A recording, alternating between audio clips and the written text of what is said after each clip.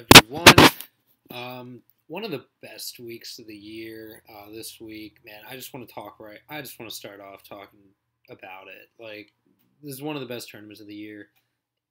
Everyone knows of the Masters. You don't have to be a golf fan to know about it. You don't have to be a golf fan to play it in daily fantasy. Sorry about the lighting today, by the way. It's like 1:30 a.m. here in Los Angeles, so a little dark outside, but we will make do.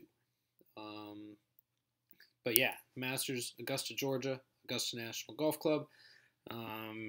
If you are lucky enough to ever go, I'm pretty sure all you have to do is apply online. And then, like, you probably commit to paying if you get the invite or something like that. I don't know how it works, but I know when I'm older, certainly I will be putting the applications in and crossing my fingers, hoping to get down there. But until then, I'll just try to win some money. But yeah, so right now I have my sheet here sorted by DraftKings salary. I do not have FanDuel salaries, but I'm pretty sure Rafa Cabrera Bello is really cheap over there if you want a GPP play. Don't know if he's exactly a cash play, but GPP play for sure. He might honestly be cheap enough where he's a good cash play. I don't know how cheap he is over there. But yeah, so I have the odds as far as I last saw them. I'm not sure anyone's really drifted since then.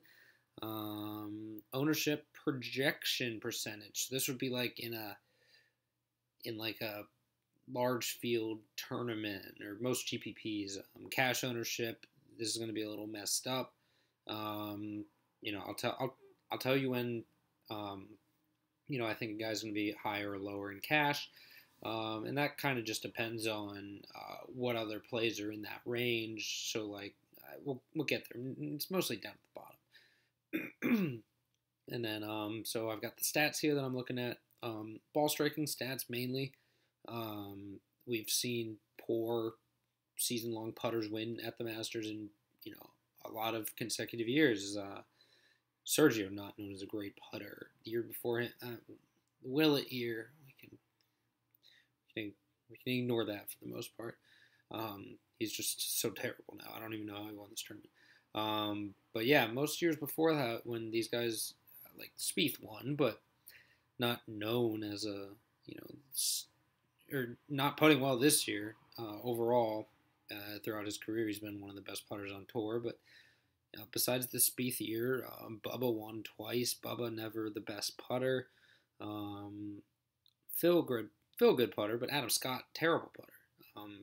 This was back also when he got to use the long anchored putter. So guys that we don't typically think of as great putters the best players in the world tend to do well here. And a lot of what you're doing with salary this week, in my opinion, is finding guys that simply are the best players who are too low in salary.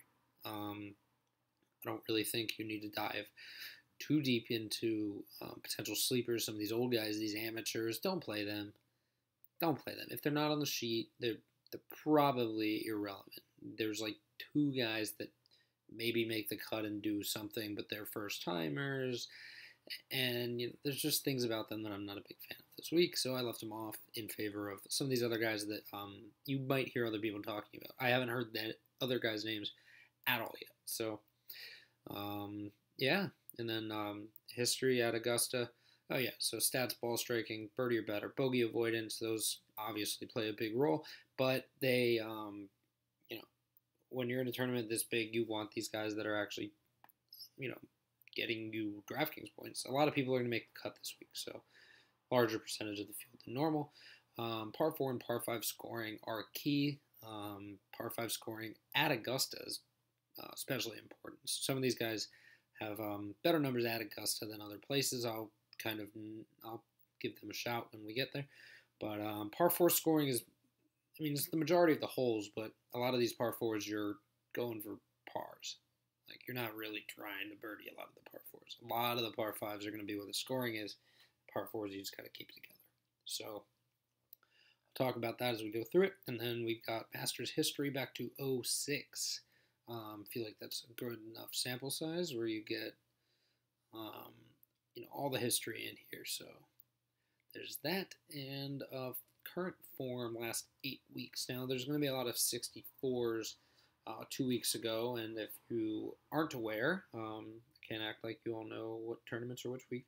That was the match play. So 64-man field, it would be like the NCAA tournament where you're out in the round of 64. After that, they're not ranking like,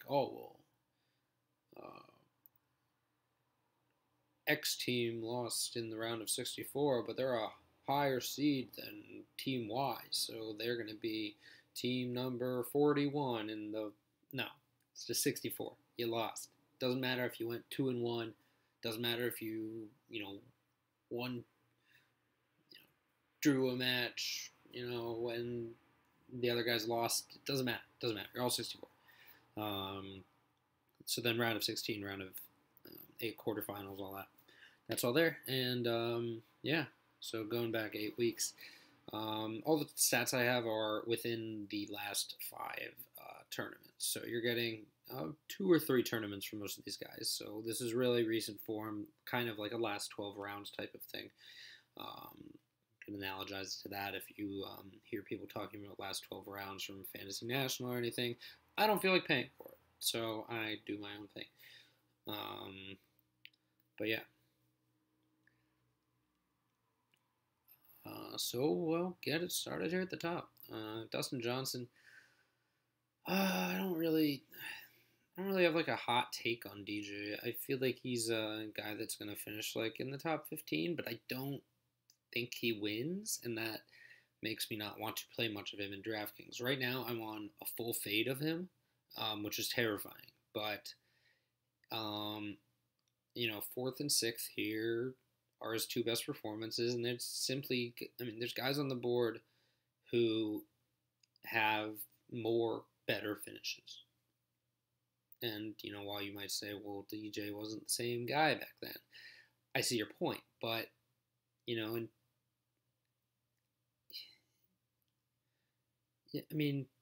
if you won, would you be surprised? No, you wouldn't. You wouldn't be surprised. But, I think there are guys just as or if not more likely to win, and you're paying a premium. That said, you will get him at lower ownership. Cash games, he'll be lower than that. He'll be lower than 13, for sure. But GPP is at 13%. You might find that really appealing. You might want to go there. But I just don't know if the best roster build necessarily will have...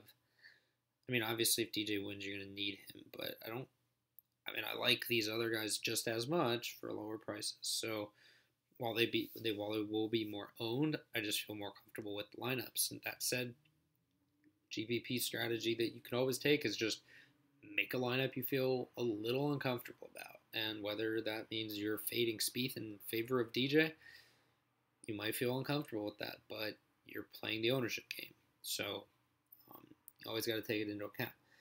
The only other reason that I'm not too big on DJ is because JT is below him and might be just as low owned, maybe even lower. Just because JT does not have the stellar Masters history of all these other studs in the field. Look at his last 7. Look at his last 4 tournaments played: 4th, 2nd, 1st, 9th. The guy is on a tear. He ranks 1st in the field in 3 of these stat categories, and then he's in the top 6 in 3 more. It's insane. The only thing that's going to let him down a bit is his approach game. His putting around the green, everything else has been great. If his irons are on, he may win easily. And that's scary because, you're thinking of other guys, but if JT plays like he's been playing, there's no reason why he won't be up there. It's not like he got worse from his first Augusta appearance. 39, 22nd. We see with a lot of these guys that they tend to get better. Like Hideki, 27th, 54th, miscut, 5th, 7th, 11th. He really pulled it together. Like Kuchar, 24th, 27th, 3rd, 8th, 5th. He reeling off 3 great performances in a row. So I don't have any problem with JT. If he's going to be that low owned, I might even take the 500, 600 savings from DJ and play JT. So, yeah, I prefer JT to DJ, especially considering ownership. And now we get to Jordan Spieth, who, people were kind of down on him. He hasn't been putting well.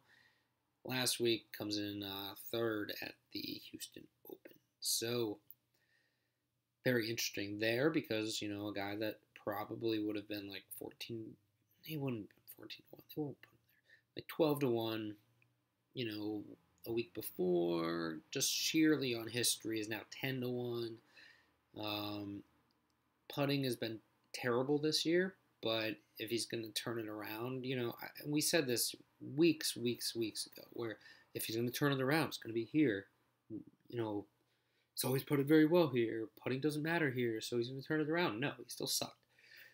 So, it's hard for me to really think he's going to just magically turn it around on greens that are tougher. That said, he may just know them better than everyone else, so that could just play to his advantage. But right now, it's hard to say. At third last week, he clearly found something good. So it's hard to say that I don't. It's hard to say you don't want to really play him, given his history here. No worse than 11th. I'd be very surprised if he finished outside the top 10. So, with JT, I feel like he could finish in the top 20 to 10. Same with DJ, to be honest. I don't know if they're necessarily locked in for a top 10, but I think Spieth is, given his history, form, and, if he turns that putter around, it might be game over. But that said, Spieth will be chalkier than JT and DJ, given his history, that third place last week. Maybe without that third place last week, if he gets like 40 at something or worse, maybe he's the same ownership as JT and DJ, but that's not the case. I don't think the salary really matters too much between these guys, especially like JT and Spieth. So, Spieth, you can still fit some of these other 9K, 8K guys, and you get a little bit of that savings. So, while Spieth is, if you want to start a cash lineup with him, you could, but I won't. I just think there's a better balanced approach. But yeah, Spieth would be more of a cash or like maybe a single entry type of GPP play. JT, if you're really going GPP, I would be overweight on JT if I was mass entering like 100 lineups. But I feel like 20, I have to just kind of take stands other places and not really gonna be overweight on JT and those kind of 20 max things. But yeah, Spieth will be very chalky. Tiger. Eagled both. Back 9 par 5. Both. Yeah. We chipped in on par 5 for Eagle. I know that. So he was at least 4 under today. Not counting any other holes. So that's, you want. That's some good DraftKings scoring practice round right there. Tiger's problem this week, if it pops up, will be off the tee. If he's in the pine straw, if he's in the trees all the time using driver, which you have to hit here, it's going to be a long tournament for Tiger out of the trees. That said, you look at Tiger's history here. You don't need me to tell you. Tiger at Augusta is a thing. It's famous. It's a famous thing. 1, 2, 3, 4, 5, 6 top 5s since 2006. Wins before that. Worst 40th, and that was an outlier if you look at this. Recent performances, 5th, 2nd, 12th. I'm not quite sure why people are down on Tiger, why people think, oh, Tiger's going to miss the cut. That doesn't make any sense to me. His form is great. He missed the cut at Genesis, but he was really bad off the tee then, and I know that might be the reason why you say, well, he's going to be bad off the tee here too, hitting driver. I would like to believe that within the last month and a half, a golfer with the pedigree and skill of Tiger Woods can figure out his driving situation. I don't think he was just playing with himself or multiple other women for the past, 3 weeks leading up to this tournament. He's been working on it. I'm pretty damn sure he knows that his accuracy has been an issue. So I am perfectly fine with Tiger this week. I don't consider him a cash play just because I don't like that build as much. But that said, I will definitely have some in GPPs. And I don't know. I'm a person that while I really do enjoy winning the money, I don't think being I don't know how, if you're playing 5 lineups or something, I don't think oh, I don't have any Tiger is a move that's really going to increase your chances of, I don't really think you're game theorying too hard if you're well, I'm going to fade Tiger in my 5 lineups. Well, all you had to do really is put him on 1 or 2 of those. And you'll be even with the field. You'll probably have a much better time watching the tournament. If you're rooting against Tiger back in his first Masters since, forever since he's been healthy, you're crazy. I don't even know how healthy he was in 2015 when he finished 17th. That's crazy. I don't exactly remember the status at that point, but I don't remember him, crushing other majors that year, doing anything like that. So it's going to be really hard for me to see him finishing outside the top 20, and I want to be rooting for him. So I will play some of him, and I know that's the public move, but I'm going to have a little fun with it. A few bucks on Tiger. Not going to kill me even if I lose them, It's more fun to watch. Rory, a lot of people's picked to win, one of the favorites here. I think you could play Rory in all formats.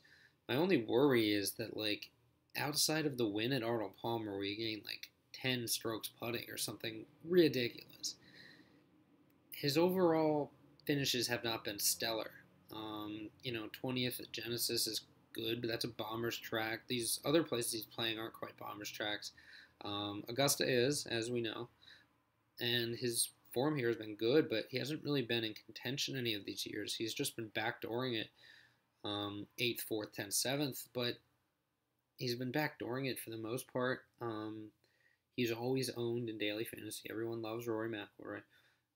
Going for the career Grand Slam here, I believe. And,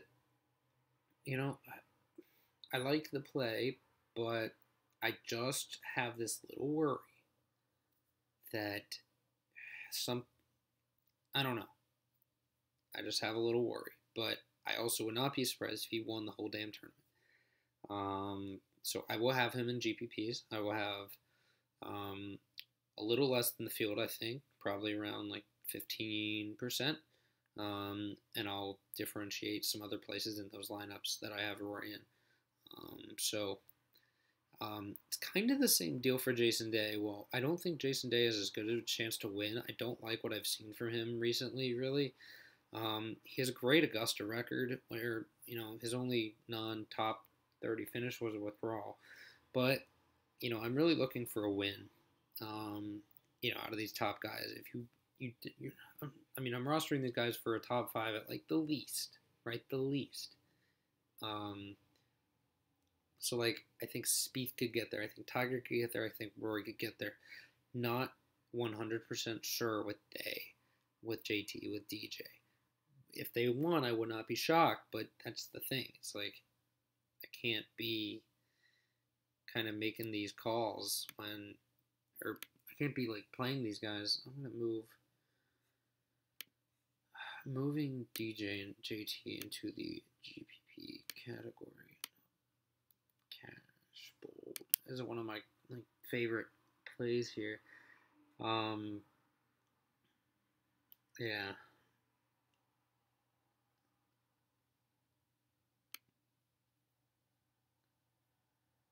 Yeah. Yeah. So that's kind of where I stand with Day. Is like I put him in like the DJ and JT category where, if he won, I would not be shocked, but a top five, probably not. Like, I wouldn't bet it as the top five. Um, I wouldn't bet any of these guys as the top five, but like, if I had to pick three of the six, um, until we get to Phil, I would pick Spieth, Tiger, Rory before I would pick DJ, JT, Day. Um, so Day's putting has really been getting the job done for him, but the ball striking has been a little weird. So I'm gonna kind of take a. I'll probably be underweight on Day, more likely to be overweight on Rory. After I tweak my lineups, I think I'm just talking my way through it. I think that's the way I'm gonna go here. Phil, Phil definitely could do very well here this week. Like, there's no reason why not. He has a win leading up to the Masters, which is always nice to see for the trending guys that tend to win. Win leading up, past success here. So I really like Phil to do well here. That said, Phil's problem too has kind of been the accuracy recently. So I wouldn't be shocked if Phil struggled a little bit, but at the same time, he has the pedigree here. Long-term form is one of the best. Great par 5 scorer at Augusta and overall recently. His putting has been great, and he's one of the best putters out there. So, we'll see. We'll see. But I think he's a GPP only play, and it's interesting because you haven't for the last year really thought of him up in the range of these other guys. But he had a rough year last year with the driver, a lot of accuracy problems, but I definitely think he could do very well here this year. I don't think he'll bomb out or anything. Jon Rahm is a guy that it's very appealing to want to play him, but he just has not been a great player since he won the Career Builder. The stats aren't really there. The iron play has been weak. The par 5 scoring has been pretty bad, and he's been putting up the big numbers where he can't, and I think that's going to hurt him here. So I will be fading Jon Rahm this week. Now that I'm talking my way through it, it helps to do it because I'm going through and I'm taking stances. That's what you've got to do. Justin Rose is one of my core plays this week. He will be super chalky, but I find for good reason. He has not missed a cut at the Masters. He's finished worse than 25th only once, worse than 20th only twice, and worse than 14th only 1, 2, 3, 4, 5, 6, 7 times. Or better than 14th 1, 2, 3, 4, 5, 6, 7 times. Blah. Third and fifth in 2 of the Florida tournaments, and that combined with his stellar Masters record performance here last year, the value you're getting on him, I'm banking on a top 10 here at least, and if I'm going to be saving $700 to get a top 10 between Rory and Rose, I'm going to be taking that savings in a cash game. So Rose is going to be very popular. I think you start your cash game lineups with him. GPP lineups. I really like him because I think that you can, with the way the field is, I think you can fit him in with other studs to be different. You can make a Rose, Rory, Phil lineup. You can make a Rose, Fowler, Phil lineup. You can make those kind of lineups where you're differentiating in other places while still eating some of that chalk that I actually do like. You don't have to go completely contrarian in GPPs. If 30% owned guy wins, you're gonna need it. So that's the thing. Like, if you think Rose has a chance of finishing top 3, which I think is a very, I wouldn't say very likely outcome, but I would say, trying to think of a good percentage. Maybe like half the time they play this tournament, Rose finishes top 3, given all of the circumstances that are right now. Maybe half. I don't know. Probably less, maybe a third. But even so, I think given that chance, in my opinion, you need to be at least with the field on him, and that's my take on it. I know other people might be out here to fade Rose, and I get it. If you really want to be that contrarian, you can do that. But I also picked Rose to win the tournament in December. Saw what he was doing over in Europe, and I said Justin Rose can win Masters. Wrote it up in my season preview article. Still up on FanCave, I think. And yeah, I said finished second here last year. Not going to happen this year. He's going to get the job done. I'd like to see him get the job done too. So I will be playing a lot of Justin Rose. Ricky Fowler is another interesting guy that has a good record here. He does have a miscut 2 years ago. This is true. But recently, 5th, 12th, 11th also finishes. So if you're telling me that Fowler's going to be really low owned, I think you take some shots on him and at least be even with the field. I don't really see why not, given the price tag. It's not like you're paying the same price for Fowler as you are for Rory or Spieth. So, I don't mind taking shots down here with Fowler if he's going to be that low owned. Could be a really sneaky move, could pay off.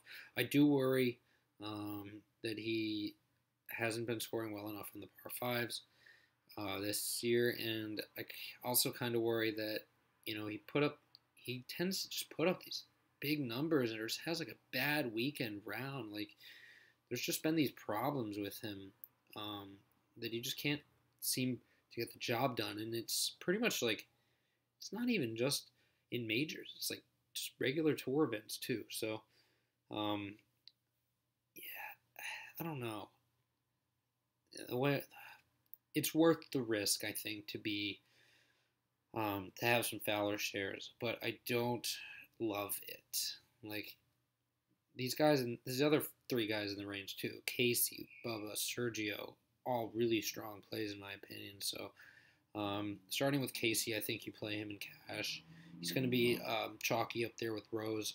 I think him and Rose are going to be the 2 highest owned players, despite their relatively higher price tags. It seems to be that every year the guys that people are picking to win the tournament are the ones that are the most chalky, no matter what the prices are. And since they're being picked to win, they tend to be at the top. So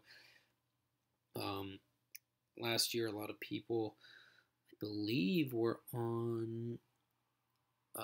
A lot of people said, well, the thing was last year in a lot of pick'em shows, DJ was the guy, but that was before the back injury. So then the back injury went out, and then people were like, "Oh, who do we pick?" I think a lot of people just kind of defaulted Spieth, or defaulted Rory. But yeah, I mean, Paul Casey and Justin Rose have been 2 of the most touted players, so I think they will be the most owned. There's no reason not to. I mean, neither has finished outside the top 10 here in the last 3 years. So, I mean, you could say that's the same thing for Rory, but look at the savings you're getting. You could say the same thing for Spieth, basically. DJ, but look at the savings you're getting. So, when you think about the savings that you're getting on these guys, it just makes sense to play them in cash, and it makes sense why they will be chalk. I don't know why any of them would be sneaky plays, and I definitely do not think they will be. And Casey has that all-important win leading up. I think that's really going to give him confidence that he can get the job done. Winning so recently, breaking the duck on the PGA Tour that he's had for a while, I think that's a big, big win for him mentally. I think that really helps him here if he's in contention, not to hold back. He knows he can win right now, so I think he's going to go out here, post a top 10 for sure. So I like Rose and Casey a lot here in the top. Bubba's going to be really interesting this week. His around the green game has been really good. His off the tee game has been stellar as usual. Now, off the tee last year, basically everywhere last year, he struggled a lot, and I honestly think a lot of it was that shitty pink ball that he used, that Volvic piece of shit that he used. Bubba has 2 wins in the lead up to this tournament. Now, he does not fit the trend of a guy who missed the cut the year before winning. But, he finished 50th here the one year before he won. And, we see other guys here that have won. I don't know how Willett did the year before he won, but, Spieth, 2nd the year before he won. Phil, 5th the year before he won. And Bubba's done it twice where he's bounced back from a poor year at the Masters and won. So I don't really see why he can't be the one to break that trend. And miscut at the Masters, never good, but, he was so bad all of last year. And most of it was, I think, the ball and him dealing with this equipment thing that probably shouldn't be dealing with in the first place. And people are always telling him, what are you doing with this equipment? I'm sure that probably played a little role in his failures last year for the most part. And I know he wasn't great at Arnold Palmer, but really that was just one round that he really bombed. I don't think he's going to do that here at Augusta. Even in the other years where he wasn't winning, he was in the top 40, which is not great, but it's it's what you like to see. And we know he can win here. He's done it twice. He's also won twice in the lead up. So for a guy that has, I think, as much win equity as Bubba does, I like him a lot in all formats. I'm not too worried about him in cash games. The debate I was kind of having would be Bubba and Kuchar versus Hideki and Stenson. And Hideki's wrist injury doesn't worry me, but the rust from it may worry me. More than Bubba's miscut last year or Bubba's 66th at the Arnold Palmer. I'm not as worried about that because Bubba won the match play dominantly a week later after that 66. And a lot of that 66 was, like I said, just one bad round. So I'm all in on Bubba again this week here at Augusta. Sergio, defending champ, he's got that new dad swag working for him. I really like him. No reason not to. I don't see a reason that Sergio. He's been an elite ball striker lately. 3 top 16s in a row, 1 top 5. If ball striking is what it takes here, and I think that's what's going to help Sergio avoid big numbers. And if the putting is there even a little bit, he's going to be right up there again. So I think now that he's gotten the job done, kind of like Casey, it's going to take a little pressure off. There's always pressure to repeat, just as much as there is to win here for the first time, like for Casey and Rose. But, I think Sergio having won here before makes it a little easier on him. He knows what it takes. I don't think he's going to be putting as much pressure on himself because he has already won once. So I really do like Sergio a lot this week. 8,600 is a good price. I think it's a fair price. I don't necessarily agree with 28 to 1. I think he should be more like 25, 22. As opposed to a guy like Casey who's notorious for not being able to win. But that's neither here nor there. I think Sergio will be another guy that I plug into a lot of my lineups. A guy I might not mind being. I'm gonna have him. I'm gonna have him in cash, but I don't mind being a little underweight in GPPs just because. Besides his win, he has not been amazing at Augusta. So I don't mind taking a course history fade in GPPs, going with some other guys in this range. Fleetwood will probably not be a guy I go with at all. I just don't. I don't love it. I just don't love it. He's the penchant to put up some bogeys, and at a course where that's very punishing. I just worry a little bit about him. Besides, he has a 14th over here, but besides that, he's pretty much just been in the top 40, top 30, and it's one of those things where people like playing him every week, and they find him really safe, but I don't love it. I feel like he hasn't been paying off his salary even most weeks, but he's been making the cut, so people aren't complaining. That said, I will not be having any Tommy here. His cut last year, I know it was his debut appearance, but I'm just not going to be going there myself. I think Hideki is a better play overall than Tommy Fleetwood is. Better history here. The form isn't as good, but I think Hideki has a better chance to show up here out of nowhere than Fleetwood does.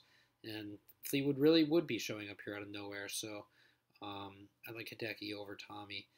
Hideki in cash, I'm not totally sure if I'm comfortable with it.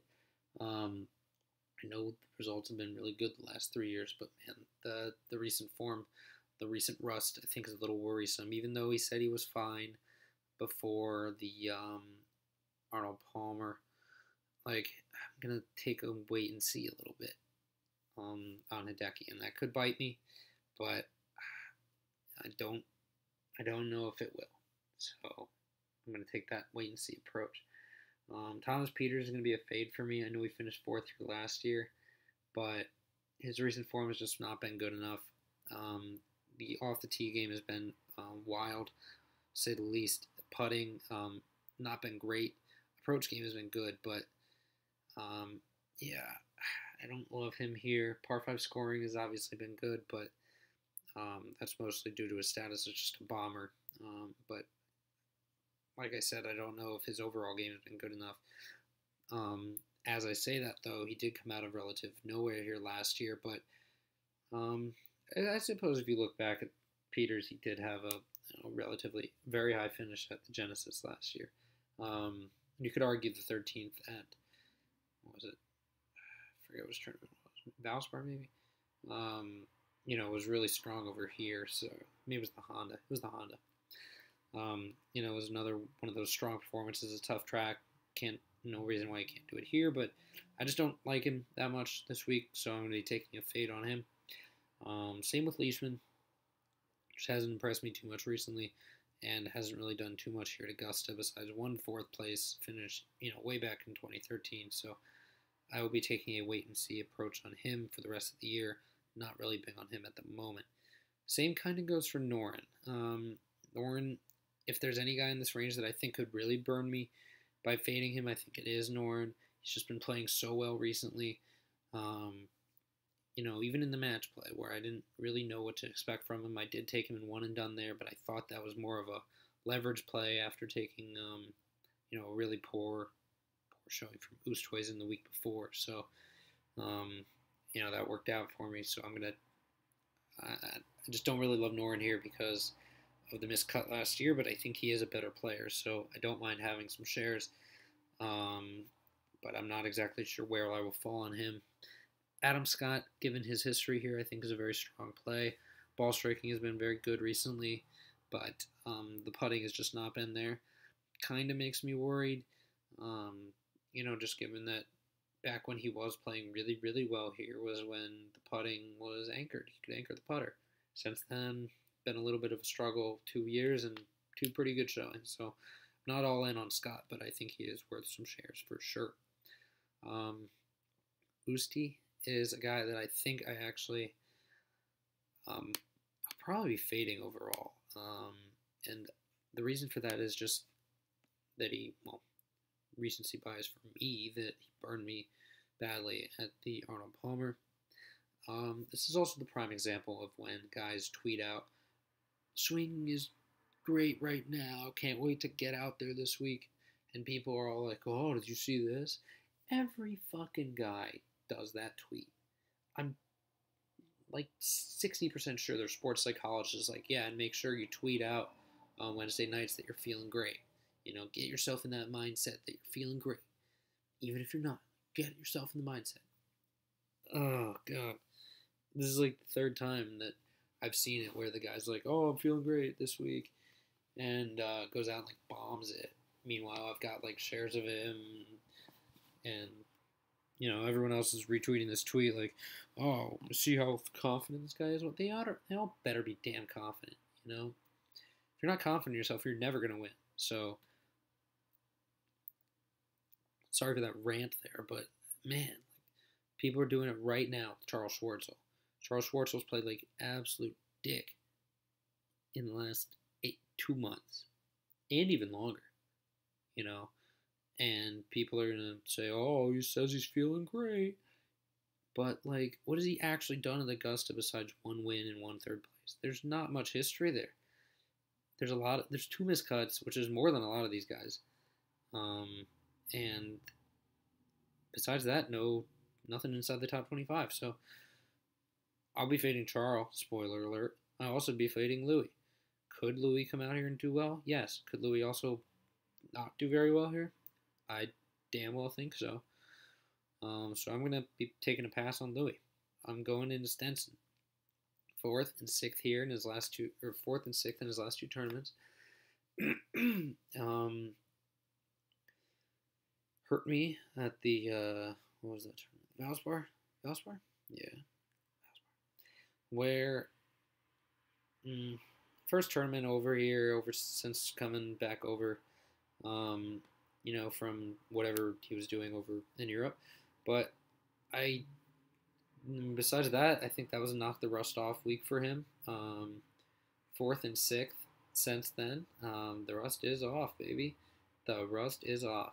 That said, his game is a lot of 3-wood based off the tee. And from there, it's all really good.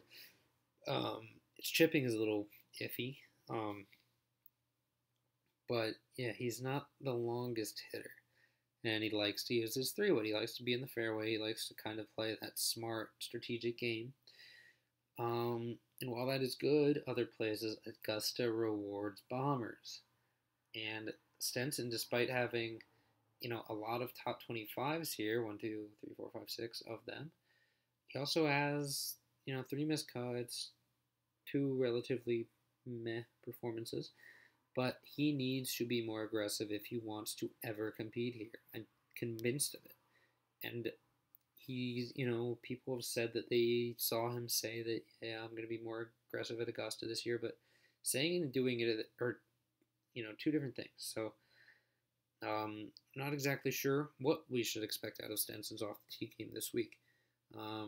But, I think he's a very safe play given his recent form, 4th and 6th. But I don't know how much upside is really there. And that's a weird thing to say about a guy that we know is this good. But this does just feel like a spot where 7,800 is stupidly cheap. And you could end up regretting a fade on him. So I really do like Henrik. Considering him in cash. Definitely will have some in GPPs. So I recommend you do the same. Hatton, going to be a fade for me. A little bit of a hothead. Ball striking not been good enough lately for me. Reed is a guy that I think is a little sneaky to get it done here. I wouldn't be surprised if he came out of his relatively weak Masters form and posted a really good performance. That said, I don't know if he's really changed much as a golfer between now and the past. He does have good performances recently for sure. It's reflected in the stats, but I don't know if he can score really well enough to get the job done here. If he can, I'm just not sure about his par 5 scoring ability here. And I think, on a course where par 5 scoring really matters, I'm just not sure he's going to go low enough on those holes to really make it count here. So I'm going to be fading Reed, but I would not be surprised if it ended up hurting me. I'd rather be playing Cantlay, who, even though at worse odds, I think fits maybe a little better here. Ball striking hasn't been great, but for a guy as consistently strong as him, I wouldn't be surprised if he turns it around. That 4th Genesis isn't included in my stats, so hard to see how that factors in. A lot of that was putting. I know that. But I think he is definitely a strong candidate to fly in a little under the radar this week, given the names around him. And I do like playing some Cantlay. I know he has the talent, so we just have to see him put it all together in a major. Kuchar is a really strong play this week for me. 16th match play after coming in pretty average form, and then an 8th last week in Houston, which is what I like to see. Never finished worse than 46th at the Masters, 4th last year, 5th, 8th, 3rd in the past. I really like Kuchar as a safe play this week. It's kind of between him or Stenson, in a lot of these lineups that I'm making here. But I think Kuchar's just as safe, probably offers a little more upside given what we've seen from him in the past. So that's kind of where I'm standing there. Kuchar will be chalk anytime you get Kuchar at a low price. No matter the tournament, really, he will be a chalky option just because people know him as a very consistent golfer. Ian Poulter really closed the door last week. It was a really impressive performance. I really like him to potentially compete here if he can keep it up. My only gripe with him is the par 5 scoring of late, which could be better. I can't lie, I'm a little worried about it not being enough for him here, but he does have 3 top 10s at the Masters in the past, coming off of an 8th place finish and a win. He's really motivated here. He used that motivation to get into the field. I don't think he's just going to waste it now. So I do like Poulter a lot in GPPs. I will be having some with and without Kuchar. I think a contrarian strategy is pairing them together. And yeah, I like Poulter quite a bit. Xander, I think, is a strong sleeper. There is the narrative, well, it's not really a narrative, it's kind of a stat that newcomers don't tend to win here. Doesn't mean newcomers can't do well. Spieth finished second in his first time here. Day finished second as well. Rose 5th, I believe. Casey 10th, I believe. Kuchar 24th, Poulter 20th. Charles won in his second time here. Hoffman 9th. It's not like these guys can't do well. It's just they don't tend to win. And of course they don't tend to win. Only one guy wins. The chances that a newcomer wins out of, when you barely have any newcomers in the field most years, it's going to be smaller than, it's going to be small. And it's probably not going to include any top tier players at the moment. Most of these guys don't, play in their first Masters when they're a top 5 player in the world. So, when we consider that, it's not surprising. That said, I do think the narrative is real for some of these other guys. The thing that I think makes Xander different is that I think he may have the potential to be one of these guys that is in the long term, like top 20, top 10 in the world. Would not be surprised if he gets there eventually. I wouldn't be surprised at all. He lines up really well, and I'm not worried about his lack of play since, back a few weeks ago he got 18th. I'm not worried about this 64th place in the match play, this group stage exit. I'm just not worried about it. He played well. I think he's a very sneaky play just because people will avoid him because of the newcomer narrative. I'm actually going to change his status from red to blue. I'm really coming around on him throughout the week, thinking if people are going to stay away due to the newcomer tag, I might jump on and just hope for a very good result. Top 5 or something would be great. Wouldn't be surprised if it didn't happen. I wouldn't be surprised if the narrative held up, but I think if any newcomer has the chance to buck the trend, I think it's Xander. We saw what he did last year on tour overall when, he was nobody pretty much. He just came out of nowhere and started racking him up. So I really do like him here. Harman is a guy that I'm going to be fading, I think. I know he fits well here due to left to right ball flight type of stuff, but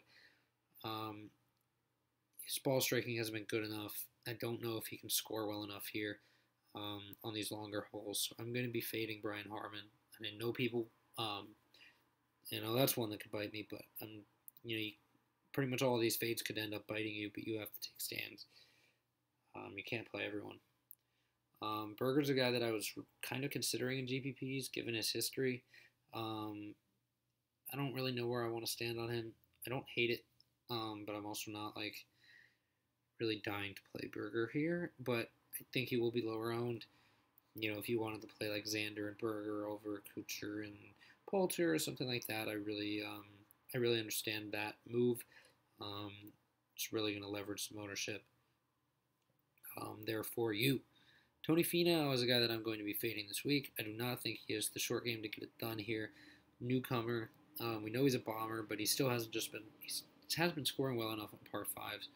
I will be taking a fade on Finau. We'll see how he does in his first time here at the Masters, and then we'll go from there next year. I'm just going to take a pass this year. Charles, already said I'm fading him. Brandon Grace, I am fading him as well. Pretty poor record here overall. Doesn't really line up too well statistically. Ball flight also is a big problem for him here. Just doesn't fit the course well. So I'm just going to take a pass on Brandon Grace. RCB is in play on GPPs, I think, just because of his birdie-making capabilities. But that said, I probably will not have very much of him, if any. So while I do have him as a blue GPP play, just know that I will probably only have like one lineup with him in it. Fitzpatrick is a guy that I bet way back to win this tournament. Thought he was going to go in at way lower odds, but he just has not been good this year, so I'm going to fade him as well. But he does have a 7th place at the Masters, which makes me think that he could be a very strong GPP play, just to be like at 10% on. You don't have to be too much over the field on him, I don't think, but I think he could surprise some people. It's possible. Maybe I just think that because I have an outright on him from way back when. But yeah, I wouldn't be surprised, but I think that's just me pulling for it. I'm going to be fading Webb. I don't think he's long enough to do that well here, personally. Hadwin, kind of the same deal, although Hadwin's irons and his irons have been dialed in. His tee to green game has been really good. His around the green game has been really good. His iron play on the field has been the best in the past, couple of tournaments, but his putting has strangely been pretty bad. It's like the Spieth thing, where he and Spieth have turned into like the same guy. Like they can get to the green, but when they do, it's just like, what's gonna happen here? That said, he's coming in really good form, kind of just like he was last year. And yeah, 36 last year, that's not going to kill you at 7,200. And he's probably striking the ball better right now than last year, but his putting has been worse. So overall, he might be coming in as pretty much the same player, but a good putting week is probably easier to find than a good ball striking week. Just get a couple of these putts to break your way. So I do like Hadwin, but I think he's more of a GPP play because I think if the ball striking may regress even a little bit just due to Augusta, maybe other factors, and the putting doesn't recover, you could be in for a rude awakening. But I do think he's a strong candidate to have a really good week if the putter comes around. And I think it's definitely possible that it could. Kisner, despite coming second at the match play, is going to be a fade for me. Just don't think he has what it takes here. Georgia boy and all that, but I'm just not going to be on him. I think I'm going to move him into the red category of fade. Probably put RCP in that category too. Gary Woodland, a bomber, but just not been good recently and not been good at the Augusta. So I'm just going to fade him and not overthink it. Haotong Li, pretty much the same. Just not gonna overthink it. Not gonna play the narrative of the Dubai or Qatar Masters winner winning the Masters. I'm just not gonna play that narrative. Charlie Hoffman, I think, is a really strong, safe play down here at 7,100. Tends to come out firing here every year, makes the cut. Kind of fades on the weekend, but that's fine. If you're not really bombing out, he's still finishing the top 30, which at 7,100 is great. Just really steady overall player, and despite the miscut and the withdrawal, 14th since then at a tough track is impressive. So I really like Charlie this week. Nice safe play down here in my opinion. Definitely cash viable. Sharma for me, great story. He's won me some money on the Euro Tour, but I'm going to be fading Sharma this week. Think he might be a little wild for this course. Potential to put at the big numbers is there, and I think he will do just that this week. I wouldn't be surprised if he missed the cut at all. Russell Henley is a strong GPP play for me this week. Will come in a bit lower owned than Hoffman, I think. Probably around where Hadwin comes in. And while Hadwin's been great ball striking, Henley's putting and stuff has been really good. great on bent grass. No worse than, well, miscut 31st, 21st, 11th in his 4 Masters appearances. He's improving every time. So I really do like Henley here this week in GPPs. That said, I think it's GPP only play. He's on baby watch, so if his wife something, God forbid, for your lineups, something happens with his family situation where he needs to get out of here, go, watch his wife deliver a baby. You don't want to be stuck with that in cash games. You don't want $100 down the drain because you picked a guy that is potentially wife's gonna have a baby. That said, he's good GPP play. People might move off of him because of that. So, I think he could be a sneaky play here. Kirdash Afabarnrat, in my opinion, is a GPP only type of play. Missed the cut at the Arnold Palmer, but besides that, he's been really good. I think it's a GPP only play, pretty much. That's kind of where I'm going to leave that one. Zach Johnson, despite his win in the past year and his 9th place finish, pretty much every other year has not been worth playing. So I would not, I understand taking some GPP shots on him because of his recent form and overall form this year, but I personally will be, I think, avoiding him for the most part. I'm going to take him out of the bold category, probably just leave him as a play that I'll have some of, but not too much. The more I consider him, people just think of Zach Johnson because they know he's won the Masters before. It's like Charles. I wouldn't be surprised if ZJ came out, and got a top 10 here again, like Charles did here last year out of nowhere, but I just don't see it as highly likely. So I think that just makes him a GPP play for me, and that's about it. Ross Fisher, I will be fading. Molinari, I will be fading. Don't think he's long enough to get the job done here, and his approach shot has not been great. Also never known as a great putter. Not a recipe for success. Kazire, I will be fading him here in his first time at the Masters after he's really cooled off since he's hot start to the year. Ryan Moore, I think, is a strong GPP play. 2 top 12s in his last 3 times here. Besides that, 2 missed cuts in his last 4. So that's hard to look at, but he also has 3 top 10s in his last 6 starts. I think it's 3 top 10s. And it's really nice to see. His overall game's been pretty good. Ball striking has been there. It's just the putter that's kind of let him down, but I think he can turn that around at the drop of a hat. I like him in GPPs, not sure about him in cash. I think I prefer Pat Perez in cash, just more of a steady player overall recently. Not too many ups and downs. 18th here last year in his debut is a really good performance. The putter has been really strong recently. Par 5 scoring's been, just great. And birdie or better has been strong too. So I do like Pat Perez as another safe play down here without getting too crazy. Keimer will be an easy fade for me. I will not have any of him. Kevin Chappell, I think isn't playing all formats. My only gripe is that his most recent tournament was a withdrawal. We have not seen him since this back injury that he dealt with and pulled out of the match play due to. So with Chappell, it's like I consider him a cash play based on his stats and everything, but a lot of his stats are not from him coming back from injury like they are from Hideki. So I don't know exactly how to evaluate Chappell at the moment, but we just have to go from what we know, which is that he finished 7th here last year.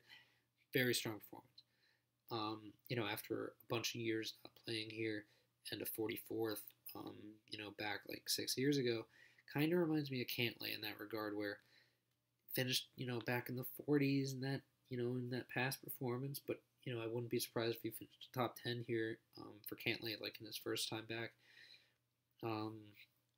Chappell, just really, really good player overall so far this year, but, man, the withdrawal.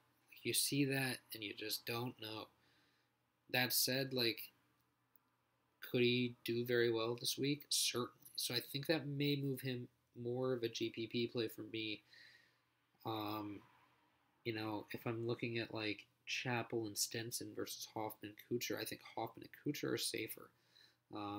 but I think Stenson and Chappell may be the lower owned, maybe upside type of pairing. So that's kind of where I'm standing now on Chappell. Steele, I think, is another really solid, low-owned, under-the-radar play. DeChambeau's getting all the love down here.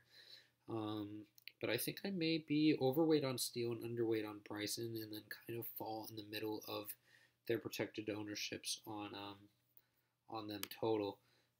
You know, like Bryson at 18, 20%, I think he might come in at just because of how much he's been touted. I think Steele can, you know, if you come in at like 10 to 12 on both of these guys, I kind of like that. A little underweight on Bryson, but still having some shares. You know, maybe the experts are right. Who knows? But Steele's been just as good, you know, pretty much this whole year. So I don't really see why Steele couldn't play that well here. I mean, granted, he doesn't score as well in the par fives, and his putter has not been great. But I mean, Bryson's apt to just bomb this week. I mean, we've seen it from him in the past at random tournaments. It just kind of sucks sometimes.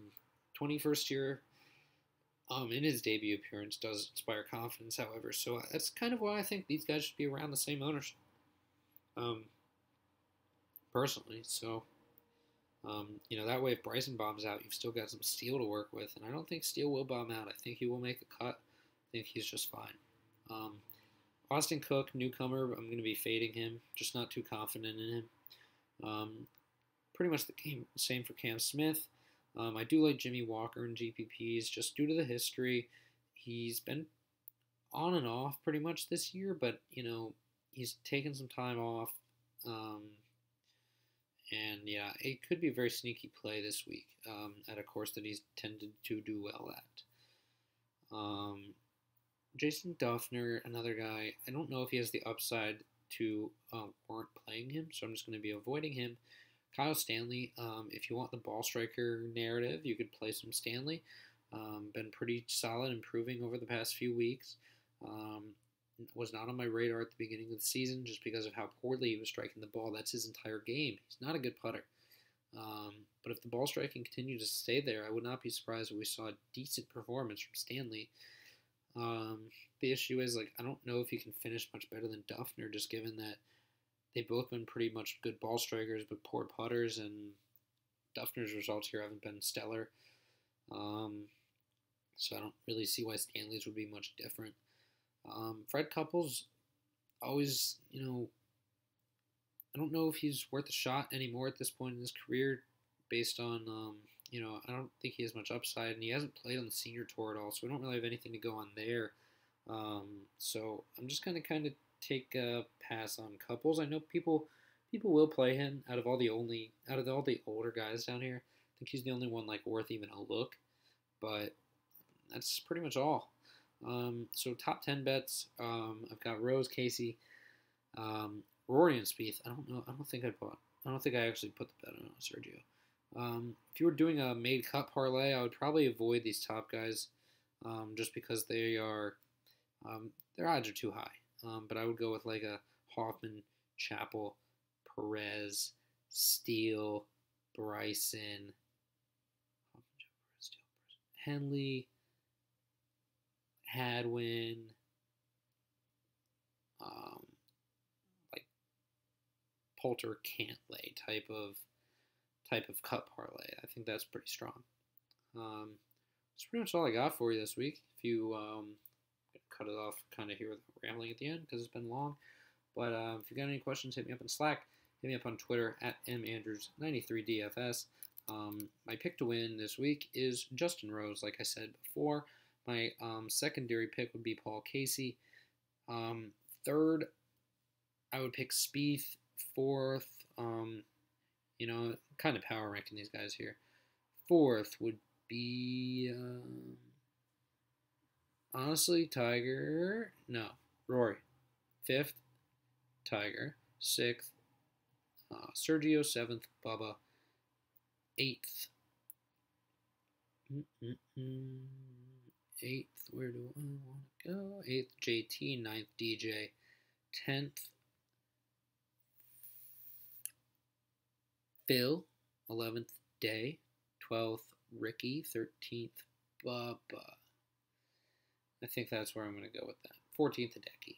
Why not? So that's all I got. And see you next week. Let's hopefully win some money here this week, the Masters. Highly recommend you watch it. But yeah, that's all I got. Hit me up.